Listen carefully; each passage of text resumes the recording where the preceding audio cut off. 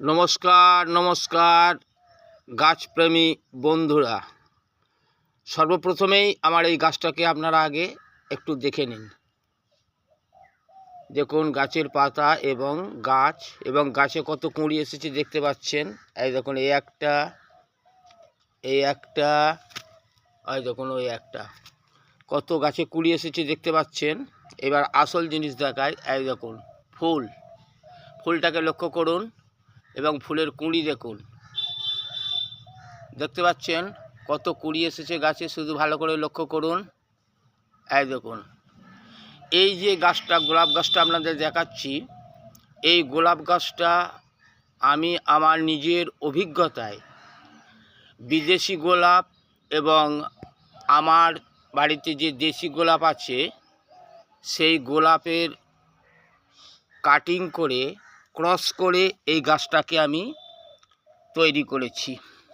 দেখুন এই গাছটার বয়স 2 বছর। আগে ভালো দেখতেই পাচ্ছেন কিরকম কুঁড়ি এসেছে, শুধু দেখুন গাছ ভর্তি কুঁড়ি। দেখুন গাছটাকেও লক্ষ্য করুন, দেখুন ভালো করে গাছ লক্ষ্য করে দেখুন।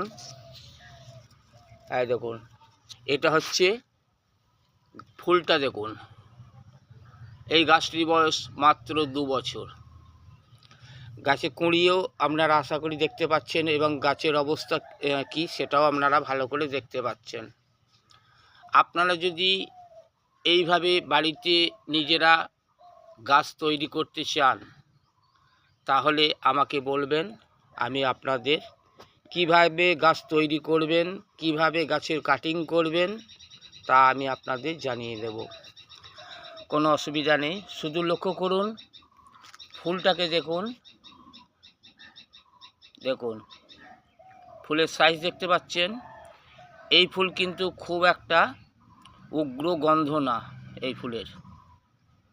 দেখুন যদি আপনারা বাড়িতে নিজেরা আমার মতো এইভাবে ক্রস করে গোলাপ গাছ তৈরি করতে চান আমার সঙ্গে যোগাযোগ করবেন, কোনো অসুবিধা নেই, আমি আপনাদের জানিয়ে দেব।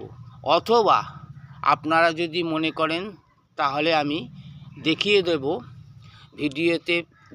ভিডিও করে আপনাদের দেখিয়ে দেব কিভাবে দুটো গাছের মধ্যে, অর্থাৎ একটা বিদেশি এবং আমাদের দেশি গোলাপের মধ্যে ক্রস করে এইভাবে গাছ তৈরি করা যায়। দেখছেন আমার এই গাছ দেখতে পাচ্ছেন। যা গাছ এই পর্যন্ত।